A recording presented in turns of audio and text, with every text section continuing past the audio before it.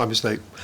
Welcome everybody to this morning's public board meeting for the Care Quality Commission. To introduce myself, I am Ian Dilks. I'm the new chair of the organisation. Took over on the 1st of April, so it's my privilege to be chairing these meetings for the next little while. I would, of course, like to say thank you to Peter Wyman, my predecessor. There were many thanks for him at the last public meeting, as those of you who listen will know. And I'm very grateful for what I found since I arrived. So thank you to him. We have a full representation from our board here this morning. We also have full representation from the wider executive team, except that Rebecca Lloyd-Jones, our legal advisor, can't be with us due to jury service, so there's a vacant space there on my right. We've had no new declarations of interest. So I think on that basis we can proceed with the business of the meeting. We have some minutes of the last meeting, which I was interested in listening to, but I wasn't here, so I will ask my board colleagues whether they think that is a fair representation of the meeting we can approve. Approved, thank you. Approved, thank you very much indeed. There were in fact no matters arising, so there's very little to discuss there. And everybody happy that there are no matters to be followed up, so thank you very much indeed. So on that basis we'll move very swiftly on. So Ian, can I pass on to you to handle the executive team's report? Thank you. Thanks, Ian, and good morning, everybody. I want to kick off and talk about the Ockenden report, which was published at the end of March. The Ockenden report, as you know, was a report that was done by Donna Ockenden into maternity safety at Shrewsbury and Telford Hospital. It was the final report of a report which was done in two stages. There was an interim report published in December of 2020, and then, of course, the final report in March of 2022. The report was originally set up to review a relatively small number of cases of potentially avoidable harm, but it then reviewed in detail some nearly 1,900 maternity cases, specifically at Shrewsbury and Telford NHS Trust. And it looked at potentially avoidable neonatal and maternal deaths over a period of some 2 decades, although there were some cases that went back even further than that. The report made a series of detailed recommendations for a range of national bodies, including CQC, as well as a number of local actions. We have been raising concerns about Shrewsbury and Telford and the maternity services there for some time now, and we downgraded the Princess Royal Hospital from good to requires improvement in 2016, following reviews of cases going back to 2014. And we raised at the time specific concerns about embedding a robust safety and learning culture in those reports.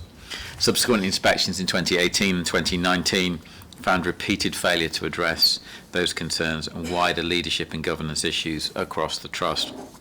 And we therefore used our urgent enforcement powers and the Trust was put into special measures. We are starting to see some improvement and continue to monitor closely, but it does remain a challenged Trust and a challenged service. I think it's also worth placing the report into a wider context of maternity, because I think we do have wider concerns around maternity services across the country. And I wanted to flag 2 recent reports, the links of which are in the paper, one of which is Safety, Equity and Engagement in Maternity Services, and the other is Getting Safer Faster, where we've tried to escalate these broader issues in services and particularly flag inequalities in care. Inequalities was not something that was necessarily a big issue in the Ockenden report, but it is something that we are flagging more broadly in maternity services across the country. And we have made a number of changes to our methodology over the course of time, and you would expect that as we've talked to the Ockenden team and we've seen the various reports, we would of course reflect on our own methodology in the way that we have conducted our business. And we've also built a number of relationships with patient and advocacy groups to make sure that we're able to reflect the voices of women in our reports, and also reflect the voices of women in the national picture. We continue to work with other national organisations to try and improve the quality of care and use the power that we inevitably have as a regulator, as a convener of people to come together to make sure that the answers to some of these challenges is about people coming together as a system, and we can use our powers to help contribute to that. But having said all of that, I think it is worth just finishing with the important point that over 40% of services, of maternity services, requires improvement and inadequate in the safety domain. And I think it's important that we and others across the system continue to work hard to improve the quality of care for the women and families that use these absolutely vital services. I'm going to pause there, Ian, for questions. Thank you.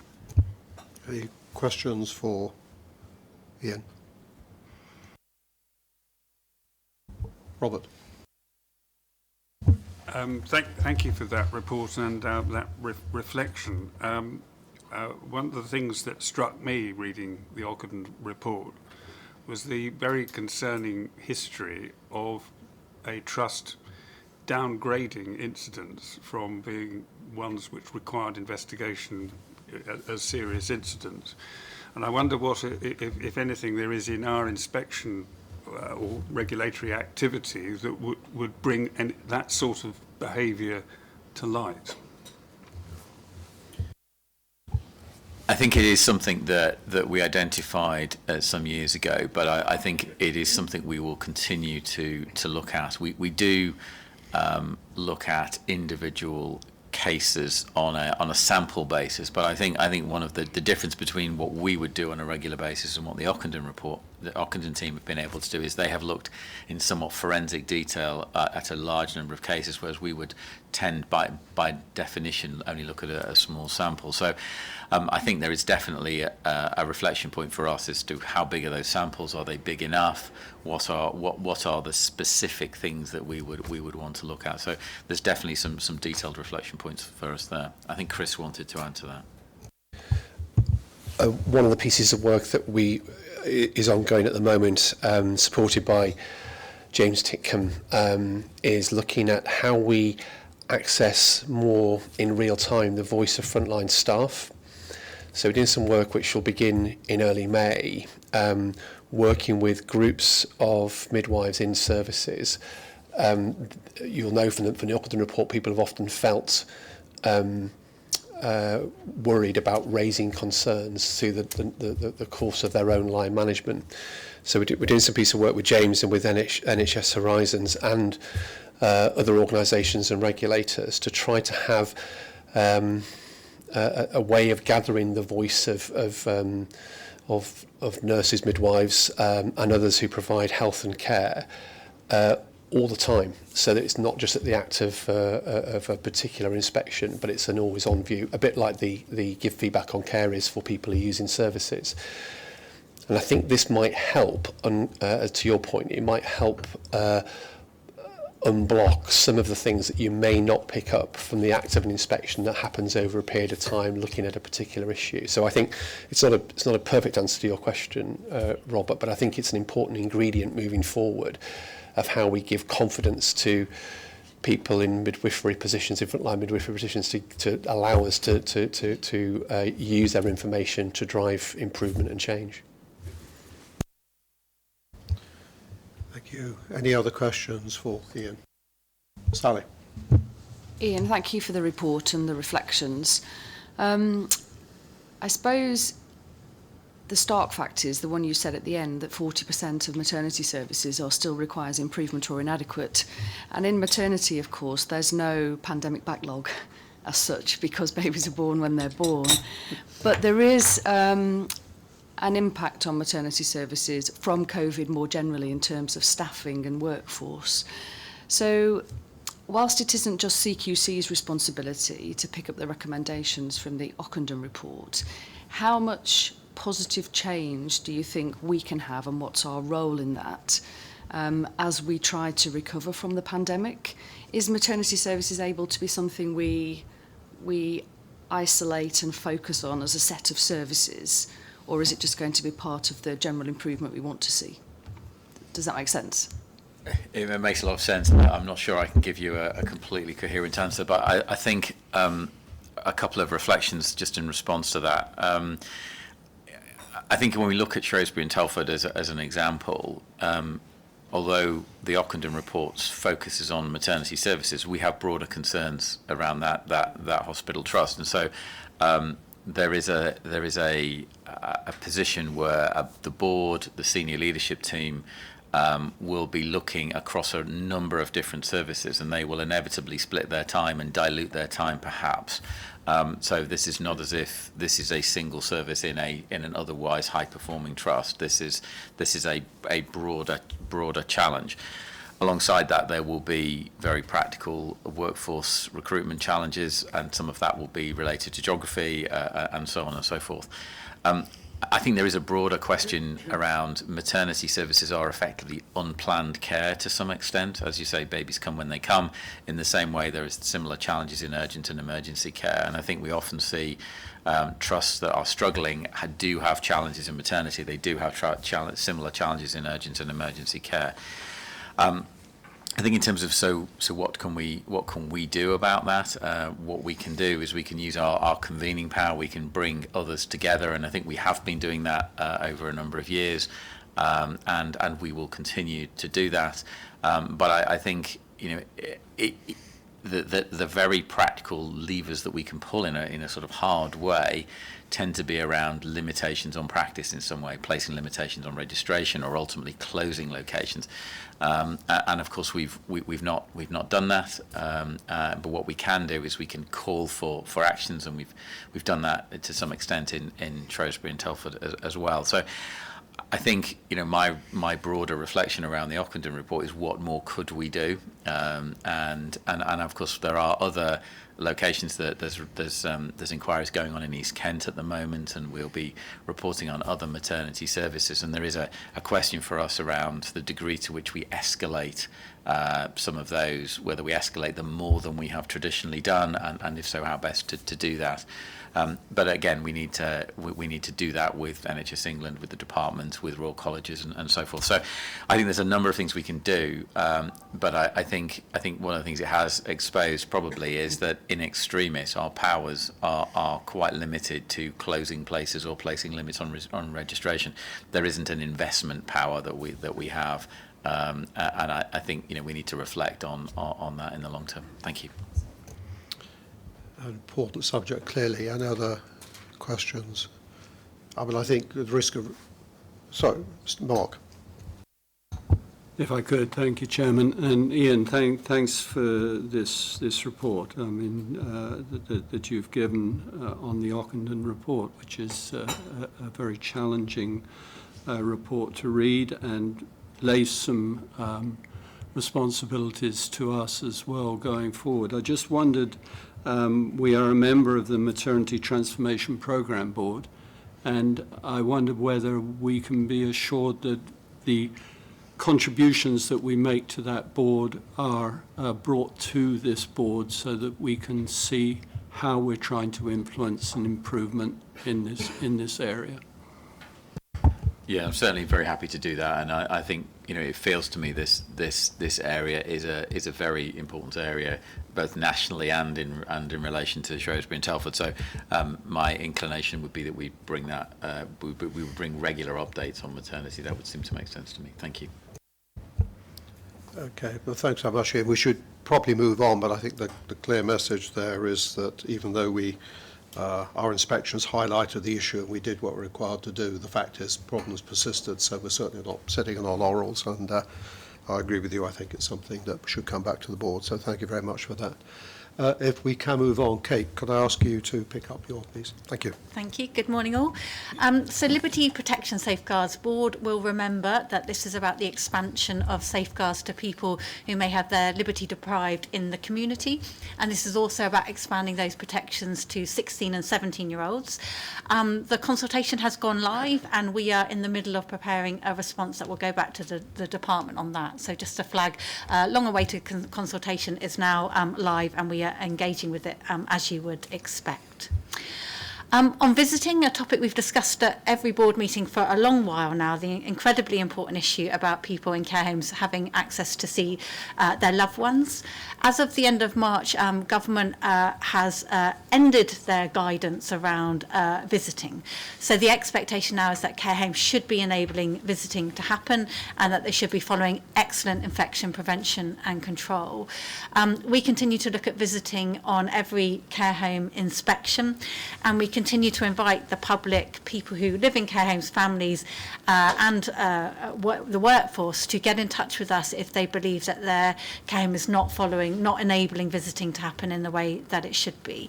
And we have examples where we have issued warning notices and taken regulatory action against a small number of care homes where we have not been confident that they've been making visiting happen in a person-centred way.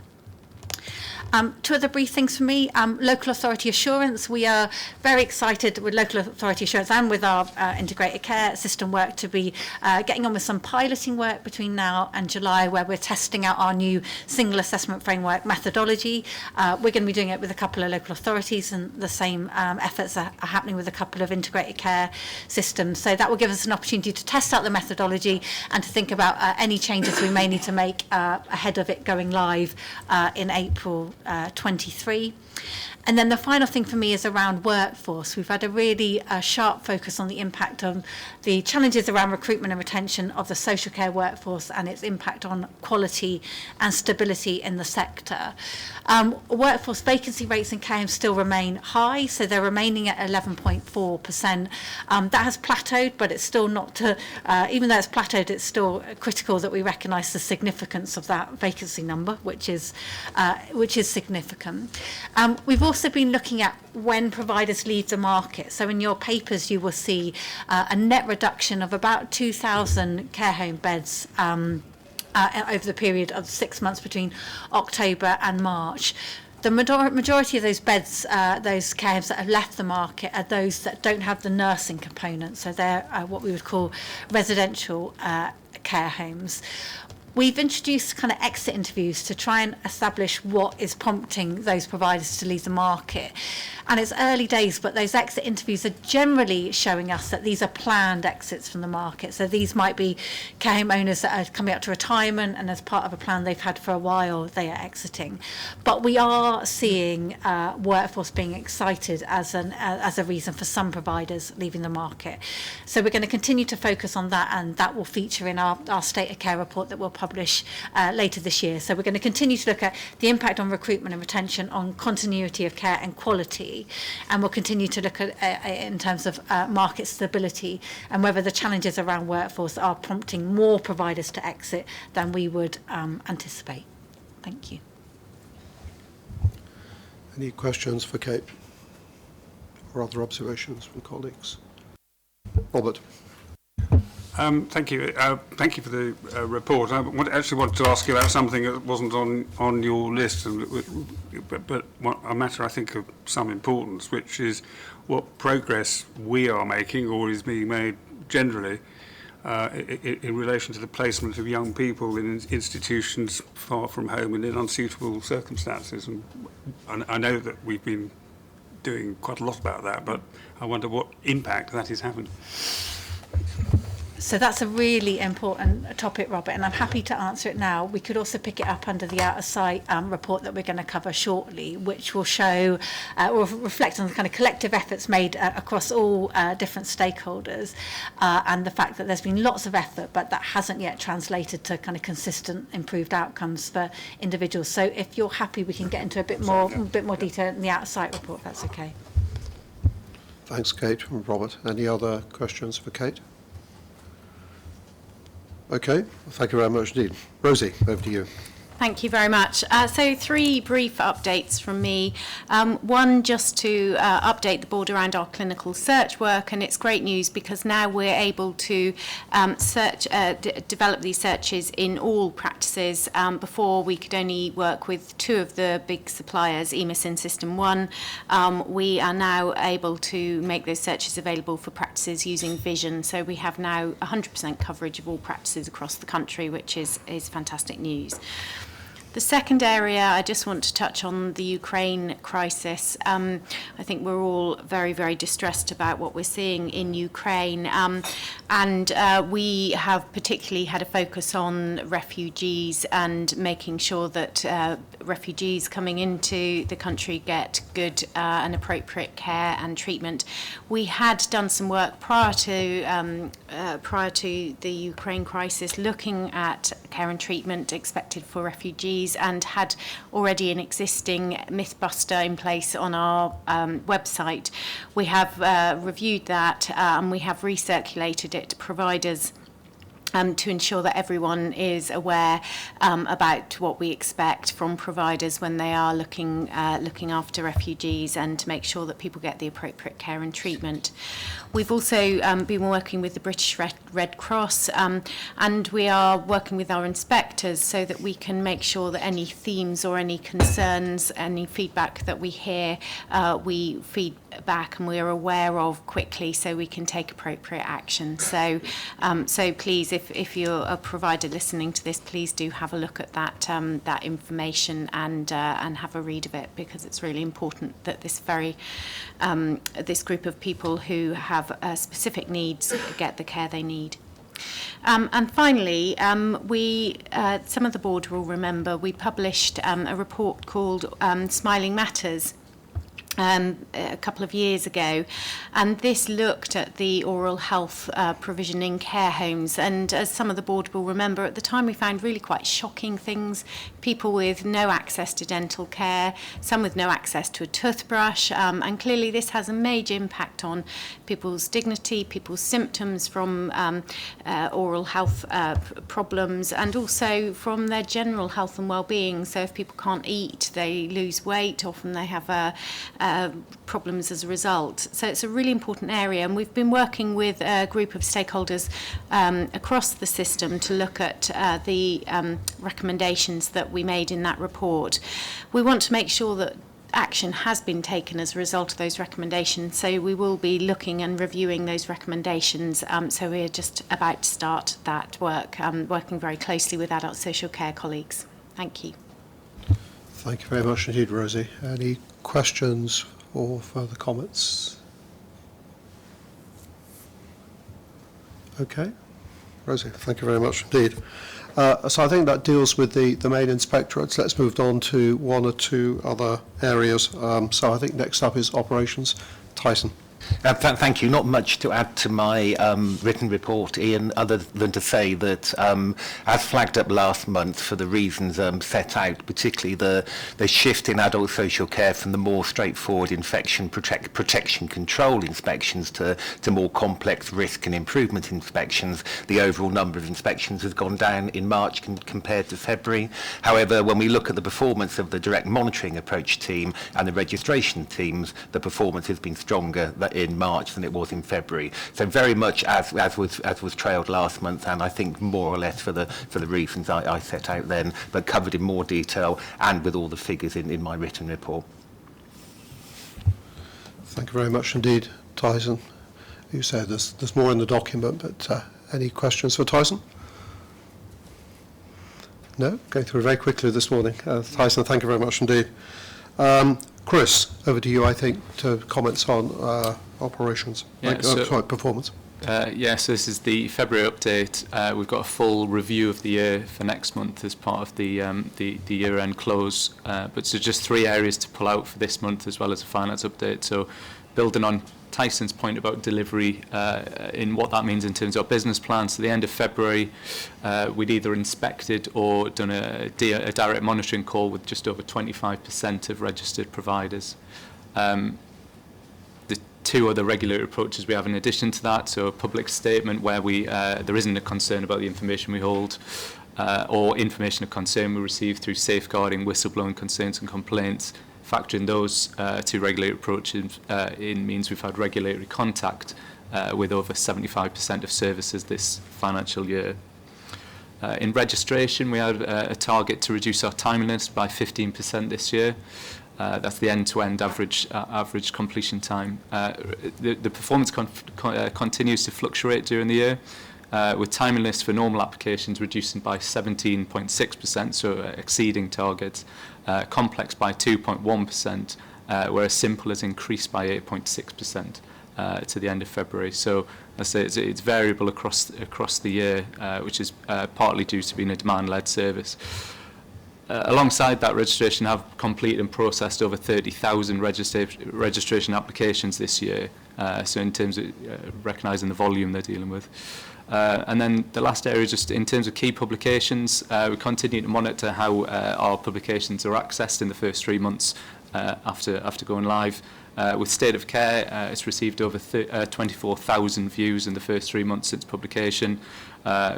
Surveying of stakeholders shows that there's positive feedback received to date, which is good. And finally for me, for now, in terms of finances, at the end of February, underspent on our revenue budget by just over 15 million. This is forecast to reduce by the end of the year to 12.8 million.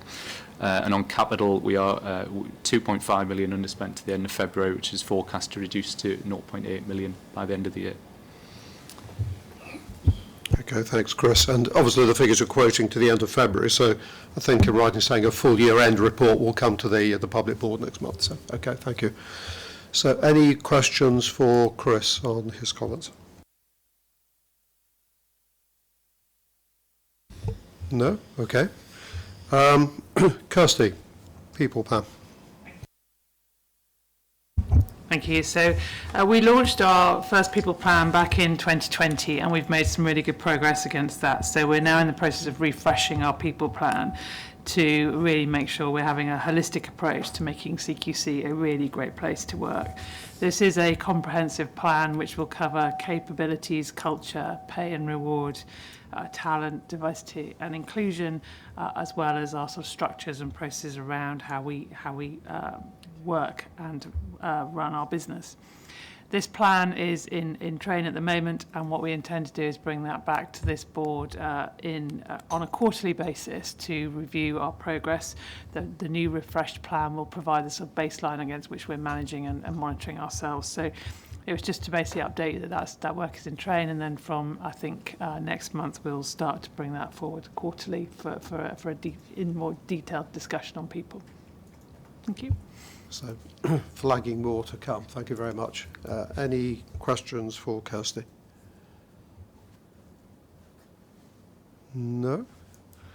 Okay. Mark, information and cyber risk security. Thank you, Ian. Short one from me. We have no cyber security or information incidents report in the last month. And we continue to follow the guidance from the National Cybersecurity Centre and continue to make good progress in our ongoing cybersecurity improvements and our internal information security training.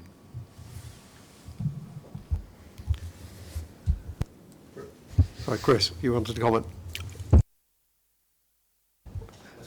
No, not on that. I was just preparing for my next. Red buttons flashing around here. Okay. Any questions for Mark? Mark, just one quick for me. You talk about our sort of benign experience, is probably the best way of putting it. Is, to the best of our knowledge, is that what's happening in the rest of the system? Or are we faring well compared to some others? Do we know? I'd probably need to come back to you on that, Ian, to get a system view. Certainly, we, as with all other organisations, have a constant level of cybersecurity threat and attack. But again, as with other organisations, we have appropriate mechanisms in place to protect ourselves against those. Thanks. Probably a bit unfair asking a systems question. Sally. Thanks, Ian. Just to reassure you on that point, given that you've just joined CQC, we do take cybersecurity and disaster recovery very seriously. So we now have a quarterly report that comes to our Audit and Governance Committee, and there is an internal audit programme which is looking at how we can continue to improve, even though Mark's reported no incidents. Thanks, Sally. Very reassuring. Any other questions for Mark? Okay. Chris, you can now hit your red button and over to you. If Mark ever has a long run of those, we're all in a lot of trouble then, probably out in the room in the corridor. Just 3 points for me. as colleagues will know, the Health and Social Care Bill has completed its stages in both the House of Commons and the House of Lords. It's now at the consideration of amendment stage, which is the final stage before royal assent.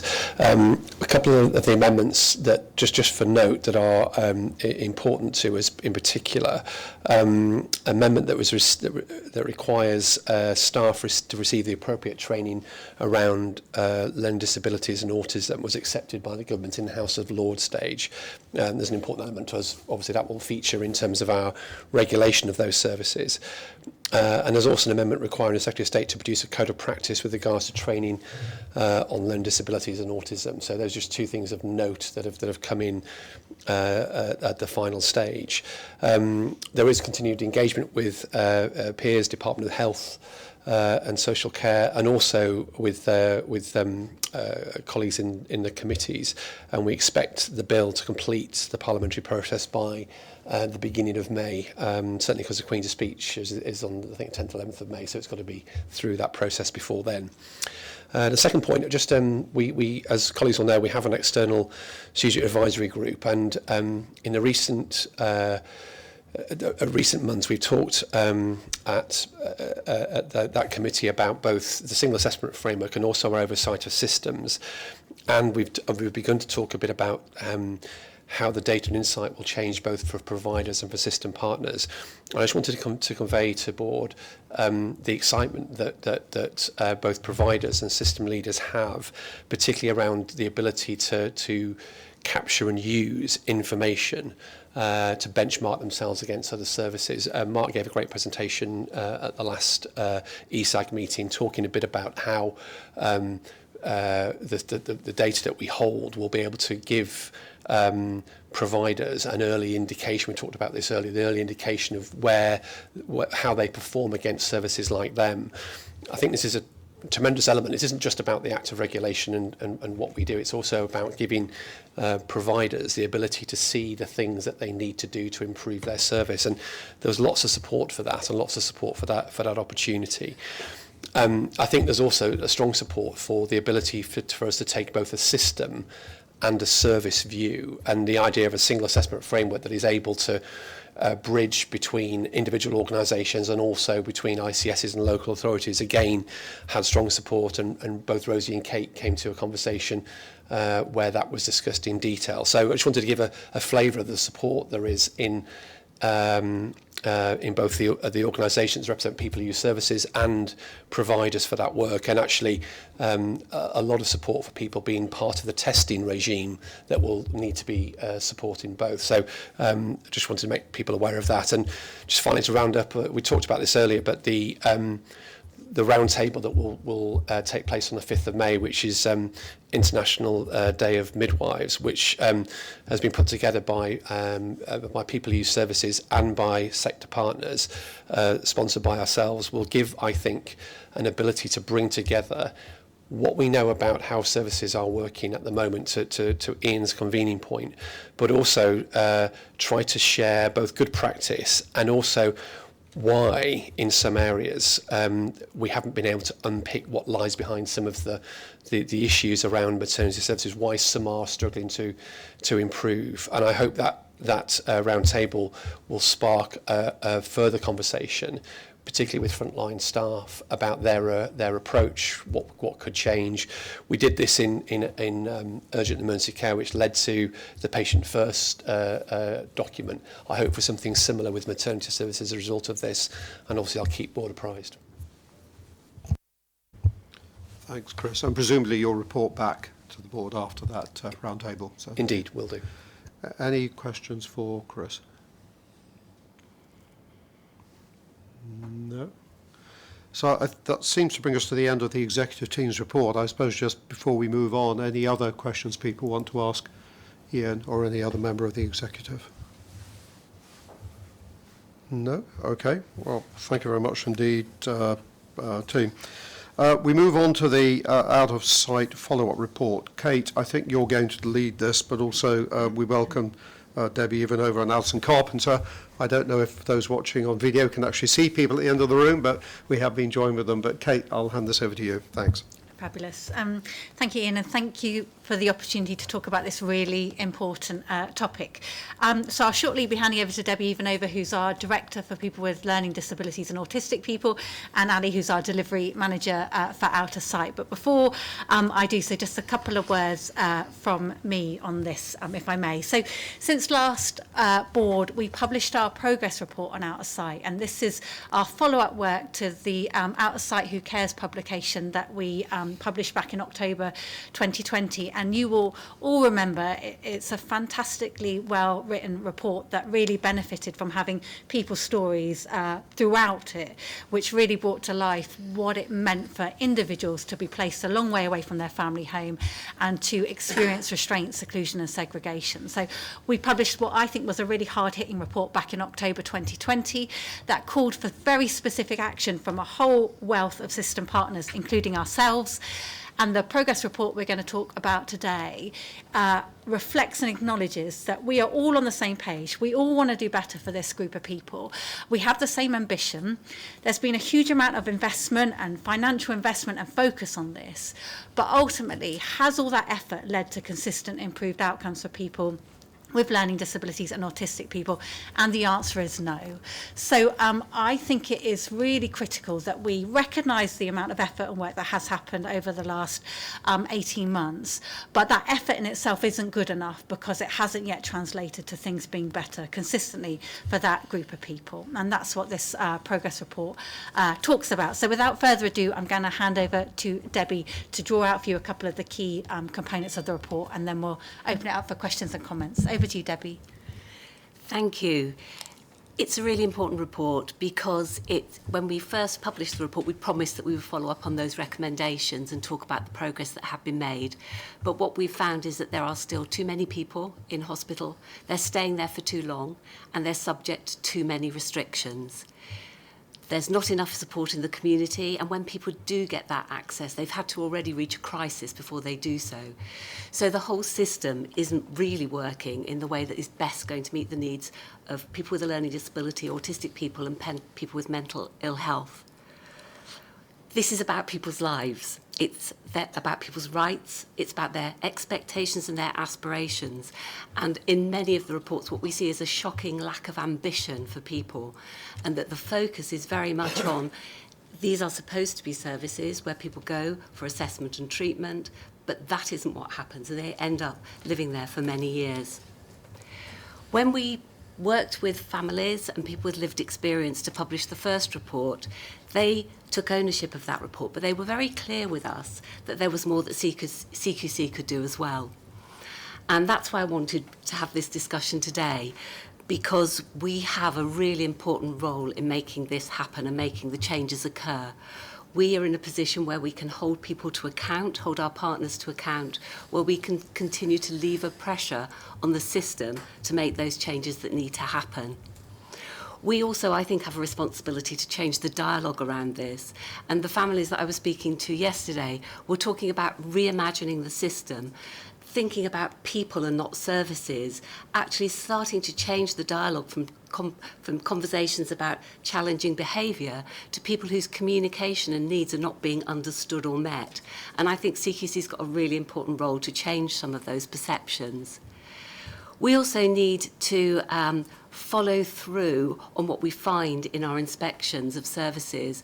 We cannot accept unacceptable practice, and we need to be both saying people cannot move into these services because they are not safe, and people cannot continue to live in these services when their needs are not being met. So we need to do that, but we also need to support improvement and looking forward at the work that we can do to try and change the system. Fundamental, I think, to a lot of this is both commissioning and funding, which are areas that are difficult for us to get involved in directly, but with our work moving into looking at local authority assessment and ICS assessment, we should be able to also look at how we can support change for this group of people to happen. I'm going to just read this to you, because in 1988, the King's Fund talked about people living in ordinary houses, in ordinary streets, with the same range of choices as anyone else, mixing as equals and being treated as citizens. That was 1988. We are still going around that same circle now, and it really is, I think, we are in a great position to be able to try and make some of those changes happen. Thank you very much. Turn to my colleagues. Any questions or comments? Stephen. The report is really good. It's very hard-hitting, I completely agree, and it clearly outlines what needs to be done. So what sort of leverage do you think CQC can do to, one, speed up change and influence other agencies and keep it, you know, there in focus all the time? Well, I think one of the things we can do is keep it in the public focus. I think that's really important, that we keep returning to this and talking about it publicly.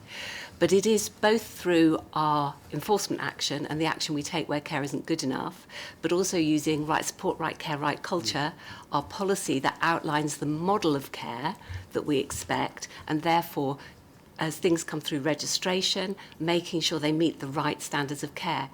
That does leave us in a slightly uncomfortable position, because at the moment we are in a position where we're saying no to services because they don't uphold that model, and some of those services are being created for people to come out of hospital too, but they are recreating mini institutions in the community or on the outskirts of communities, which is just not what should be happening for these people. So it is sometimes quite an uncomfortable line we're taking, because it feels like we're restricting at both ends of the scale. But that pressure is the only way that commissioners, I'm working with commissioners constantly, I'm talking to commissioners about what they need to be thinking about when they're looking at the services that they want to offer. So it is very much using our improvement arm as well as our regulation arm to be able to take action from both sides and support the sector to improve. Kate, I think you wanted to add to that, and Stephen, then we'll come to you. Thank you, Chair, and thanks, Belinda. So, as Debbie says, we are shaping the market through our approach to what we are registering, and we are holding established services to account for delivering kind of high-quality, person-centred care. Debbie and the team are working really closely with commissioners.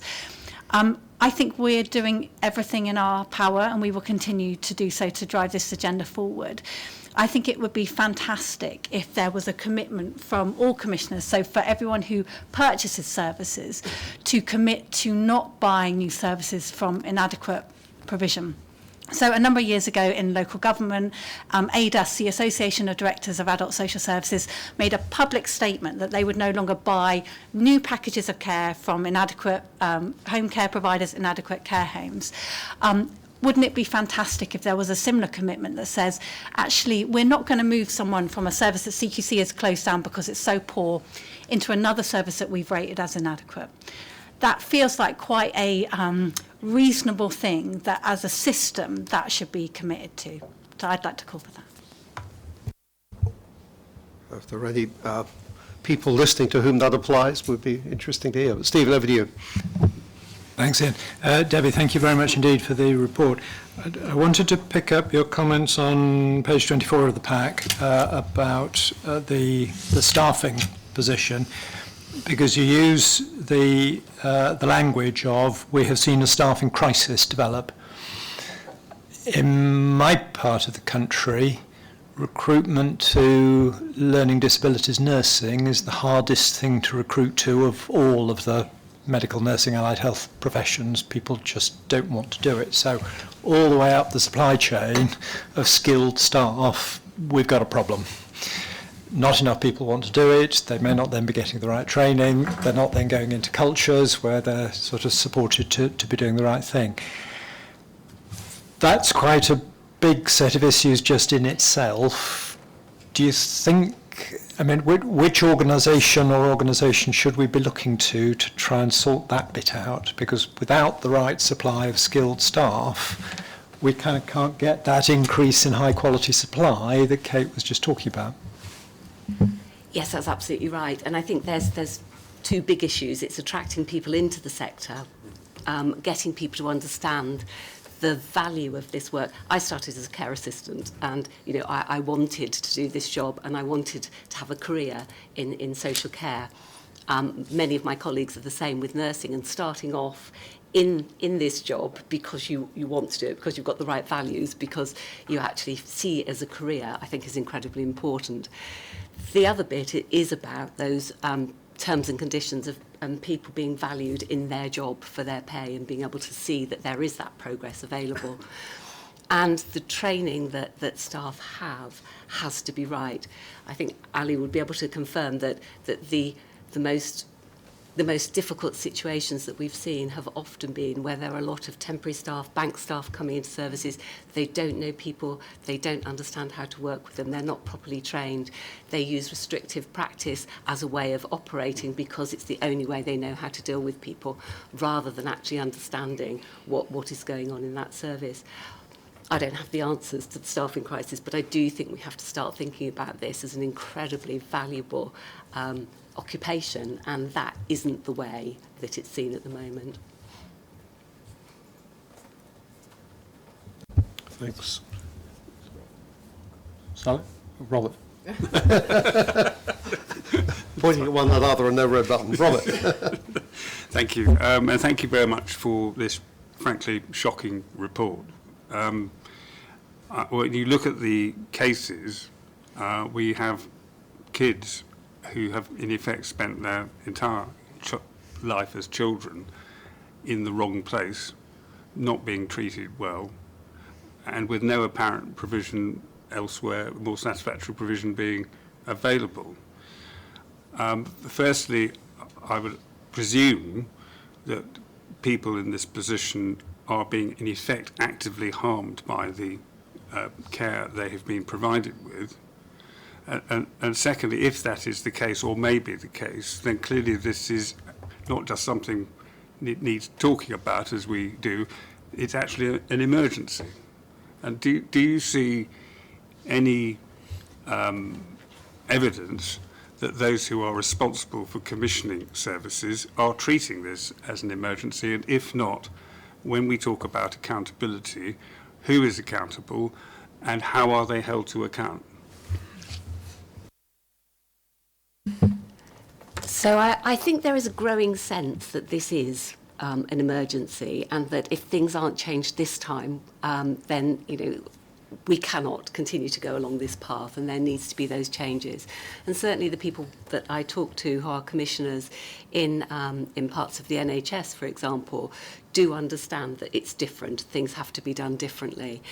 I think the problem is moving people along quickly and getting people to really see this fast. And families, what families are telling me is the only way to get fast movement is to go to the media, which is dreadful, to have to tell their stories publicly being the only way that they can actually get that urgency to it.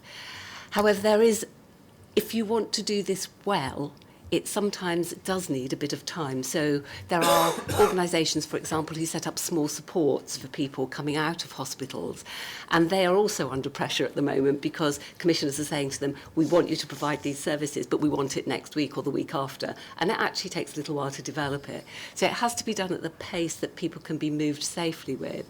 But I think what we need is an increase in providers who want to take on this work, who are coming forward to say we can provide this care and this is the model, this is the right model to do it, and the funding needs to follow those people, and the commissioning needs to reflect that actually as this person moves around the system, the funding that they were being used to pay for in hospital should be available for them to be able to have that right accommodation in the community. And that's often where there's a problem, because the local authorities, when they take the person back out of hospital, aren't able to actually have that funding to travel alongside them. What's your question, Rob? I mean, I hear what you say, and I quite understand why you say it, but we've been saying this, you have been saying this, Debbie, now for a long time. And in the meantime, some of these children have been actively harmed. So I sort of wonder, is there no more we as a regulator can do in those circumstances? I appreciate we are refusing to register places that offer the same level of care, but we are still registering places that are in existence. because that's the only thing available. But I'm beginning to wonder whether, not taking any specific cases, some people would actually be better off having no care at all than what they're actually getting. But that's probably a dangerous thing for me to say. So it would be accurate to say that we are also closing down services that are not. So we are shaping the market by what we are registering, but also where we are seeing people getting poor outcomes and providers not being able to improve, we are also taking action to close down services. And in the middle of that, we are placing restrictions and requirements on providers to do better. So, but in doing so, as Debbie said, because of the action we're taking to reduce the capacity of the wrong type of care, or the care that doesn't get the best outcomes for people, that is increasing the pressure on the clinician on a Friday afternoon who's trying to support someone at the point of crisis. And what we're saying, and what we said in Out of Sight, is we need a kind of comprehensive crisis response across the whole country, a consistent opportunity for people to access crisis support in their own place of residence before it escalates to the point that someone would even consider a placement 200 miles away from home as the right outcome for that individual. So we're shaping the market, we are closing services, and we are also placing restrictions or requirements on services to change in the meantime. But in doing so, we are putting pressure on a system that's already pressured.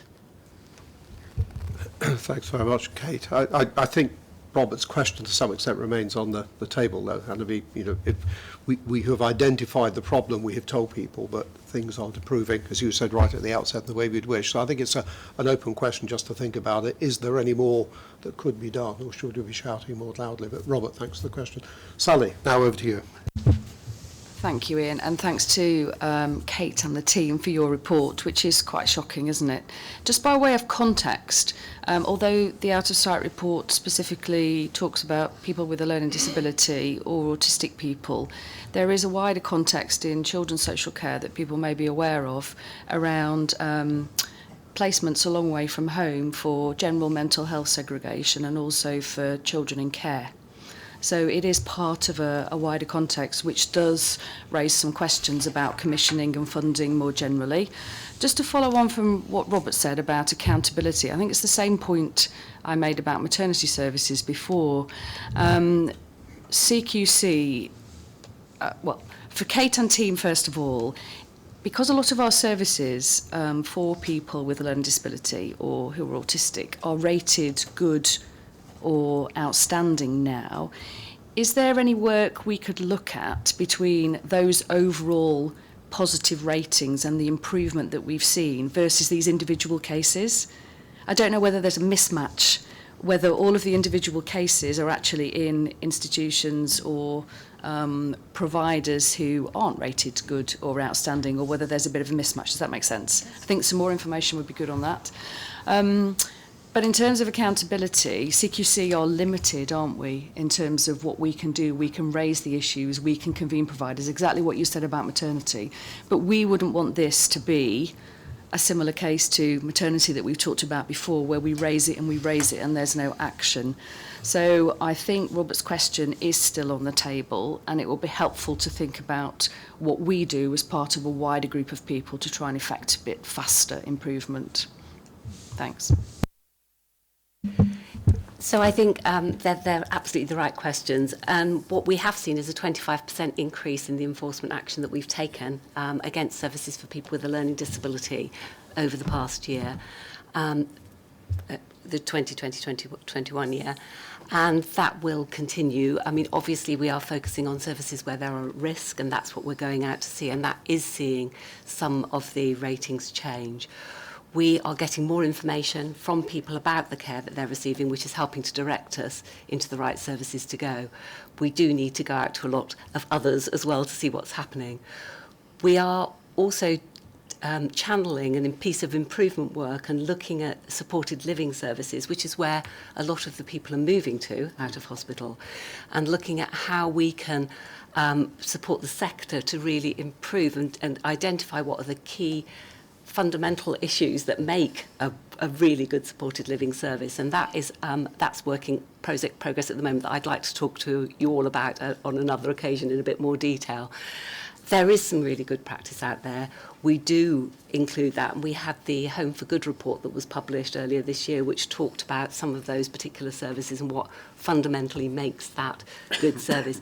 But the bottom line is that the right services aren't available in the right place, and so people are having to travel, people are having to move to areas outside of where they need to be, and it does need the integrated care systems to really think about what is the needs of their population and how do they meet the needs of all of the people who live in their area, how do they bring back those people that are outside of their area, and how do they have a plan for those people that may be coming through the system, those young people who, when they get into adolescence, particularly young autistic people who may require support to be able to stay in their own communities.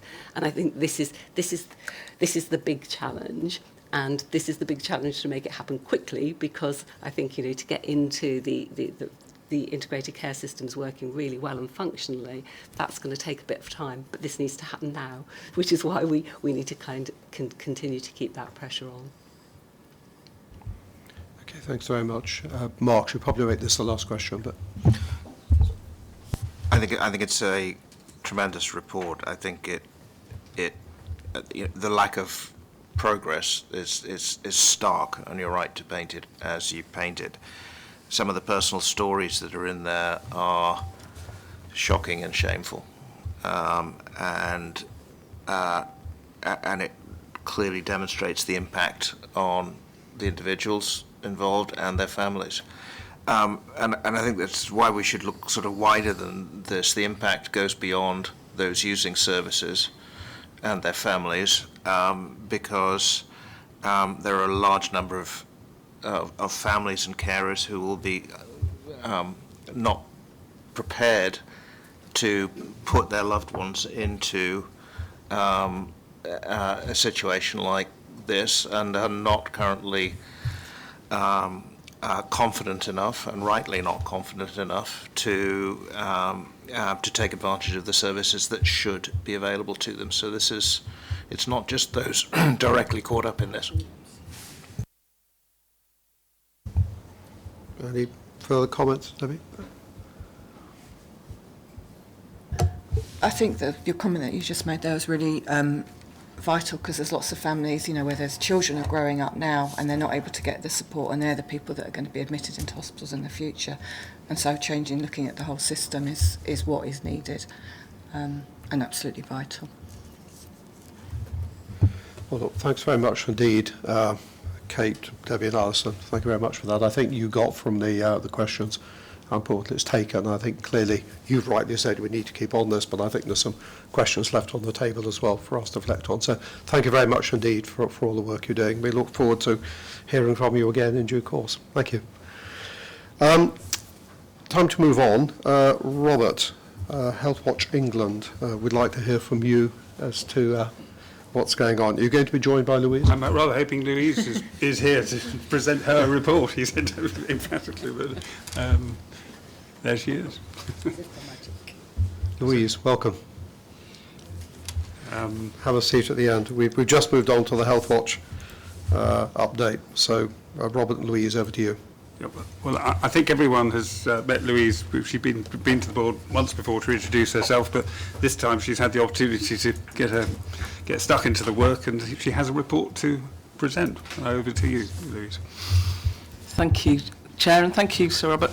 It's a real pleasure to be here. So, in the detail of the report, you'll see achievements which predate me. So those are all down to Robert and the team.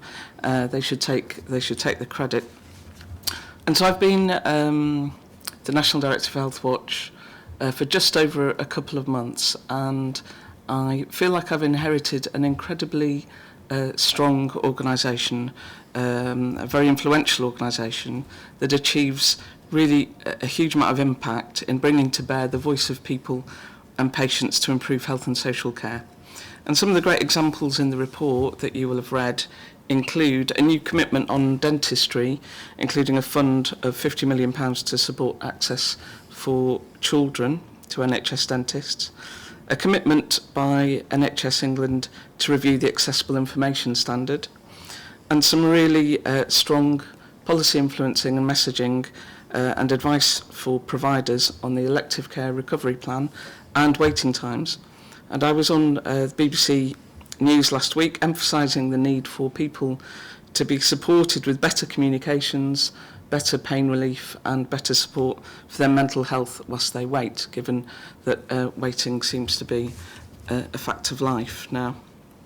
So I see in Healthwatch England an organisation not just shouting into the ether, but being very clear about the change needed, and I see a very strong line of attributable impact in terms of system change.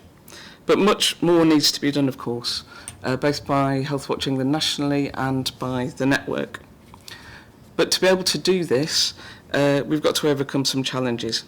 And in the paper, you'll see reference to the state of support, which is an analysis of the funding for Local Health Watch that the team have undertaken.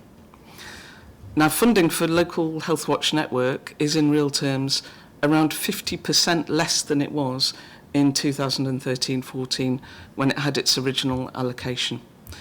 It has around £24 million now to be shared between the 152 Local Health Watch.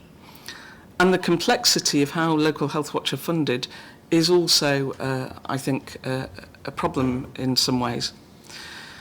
And only 74 out of the 152 local authorities comply with the direction of the Department of Health that the majority of funding for Local Health Watch should come from the local government settlement as opposed to the Local Reform and Community Voices grant.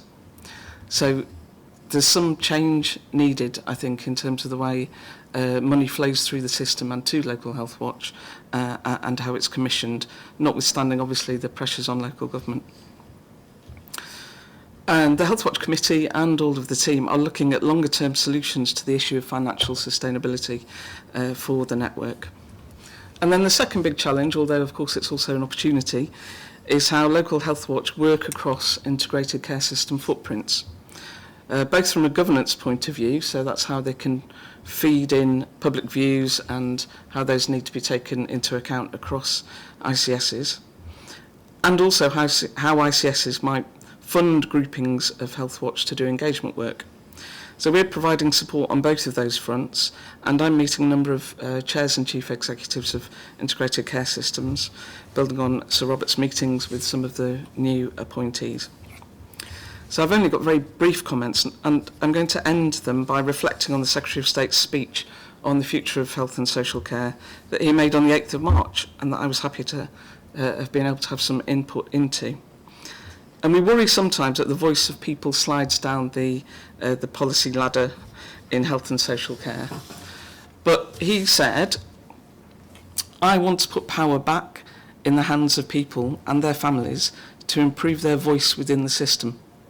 We've taken bold steps in response to scandals like the Francis inquiry, but these kinds of scandals were because people weren't listened to earlier. We need a new approach that's about more than individual experiences and complaints. It must be about continually listening to patients, users, and their families. And we were quite heartened by that. You know, it's a long time since the Secretary of State has said something like that. So obviously we'll continue to work to make this a reality at both a national and a local level. So thank you, and obviously I'm open to questions. Thanks very much. Robert, do you want to add anything, or should we go straight to questions? I would just emphasise the importance and significance of what Louise said about the state of support, or we might actually call it the lack of support. I write to the Secretary of State once a year reporting on that, and it's received usually with some concern at the Department of Health. But because of the Byzantine way in which money is filtered from the Department of Health through to Local Health Watch, no one seems to have the levers with which to do much about it, and that concerns me. And I have done my best over the years, and I will continue to do so. But it's, if something doesn't happen, then the voice of the people will not be properly listened to. Thanks. I'm sure Kate would wish to remind me it is across the Department of Health and Social Care now, Robert. And social care. Rosie. Yes, thank you. And thank you very much, Louise, for your report. And just a couple of points for me. One is to say we continue to have really good relationships between our inspectors and local Health Watch, and that is very important in terms of that information sharing and hearing about local services. So thank you to all the teams involved. A couple of specific points. I was really pleased to see the focus on dentistry. I think it's an area we have been very concerned about as well. We published a report last year about access to dentistry and hearing very distressing stories of people not getting dental care, and particularly around children, as you've highlighted in your report. And it is going to be a theme as we look at integrated care systems, because I think it's a commissioning area rather than the individual provider's quality very often, and so it is going to be a theme that we need to think about in terms of integrated care systems. So looking forward to working with you on that, because it's very poor at the moment. And the second area, just to say, really looking forward to working with you around the integrated care system regulation as well. I think it's absolutely vital that local Health Watch has a really strong voice and that people are fully involved in integrated care systems. It is something we will be looking at when we assess integrated care systems, is how people are being involved by their integrated care system in development of plans and delivery of services. So looking forward to those discussions. Thank you. Chris? I just wanted to thank you and the team for your support on the Give Feedback on Care campaign, and sort of echo Rosie's point. I think the challenge moving forward is how do we make the act of giving feedback something that is always on, that is constantly providing the feedback, not just so that we can understand how individual services are performing, but also people's experience of access and system performance through an area. So I know that you're part of the work we'll do on the 5,000 voices and the work we do on systems moving forward, and I think that's a real opportunity to ensure that we embed the voice of people in the way in which we regulate ICSs and local authorities. I know we've built up a strong partnership over the last the last years in that space. I think it's important we can go back out with a collective, united voice to the systems, that this is something that will remain our focus. But thank you. Thanks, Chris. Any other? Sally? Thanks, Louise. It's not a question, but just a comment, really. I think I expected someone to say it, but there's a huge range of work that you've done in this report. It's actually quite a lengthy report, so well done to the team, even if that only included you latterly, for the whole range of things that Health Watch look at, which I think is a really valuable strategic report back to us. Just in my role as Audit Chair, you'll be aware as well that Health Watch England come to the Audit Committee once a year, not to report on these plans and accomplishments, but to report on finance, risk and governance. And we had that meeting in January. I just wanted to reflect for the public, really, that all my colleagues and I were all very impressed by the depth to which those risks around not least finance, but lots of other areas were recorded. So compliments to the team about that, and given what Robert said about funding, we do still see that as one of the major risks, and we'll just keep it in view. Thanks. Thank you, Sally. Any other questions or comments for Robert or Louise? Around the room? No? No final minutes? Okay, well look, Louise, thank you very much indeed for joining us. Well done on I think as Sally said, very long piece of work, so well done to you and to the team. Robert, thank you very much for introducing it. Appreciate it. Thank you, Chair. If we, almost the last item, I think, on the agenda, Sally will turn to you for an update or summary of the activities of the Audit and Governance Committee. Chair, thank you. Thanks, Ian. So, as you know, for reasons of assurance, we report back to the board on our Audit and Corporate Governance meetings. The last one was held on the 30th of March, and there is a report in the pack. Just to bring out some brief highlights. So, we clearly look at our internal audit programme, and I'm pleased to report that we've received the vast majority of the reports in the programme, with the final 2 going to be received in June. So we looked at progress and management's actions to address all of those points, and we also looked at what we hope will be a positive internal audit opinion for the year. That also comes in June. We haven't finished the year yet. In terms of risk, we always look at our high-level CQC risk register and discuss the changes to that. We also had quite an extensive report on management assurance. So CQC completes an annual management assurance process that looks at improvement across the organisation in a number of key areas, and we received assurance about that. That ties in the internal improvements we have identified with the improvements that our internal auditors identify we should make, so that CQC continues to be a more effective organisation. And our committee expressed confidence in that process, and also in the specific item we looked at for the National Guardian's Office. So a few minutes ago I just complimented Louise on the fact that we believe Healthwatch England has quite a substantial and comprehensive risk management approach. At our last meeting we also looked at the National Guardian's Office and concluded the same. My colleagues were allowed to and did express a few minor improvements that could be made, but thanks to Robert and Louise and Jane, the new National Guardian, for the work that they've done on that. We'll continue to monitor risk across CQC and in those 2 organisations as we go forward. As you know, because Kirsty reported before, we have a transformation programme, and we look at that in more depth through a subcommittee. We've seen a lot of progress in that area in recent months, and that subcommittee continues to monitor the progress of the transformation programme. Just in terms of external audit and our annual report and accounts, the National Audit Office, who are our external auditor, are currently starting year-end processes. It's reassuring that they haven't found anything concerning to date. And we have a programme and timing for the production of our annual report and accounts, which will have, obviously, committee, board and non-exec input.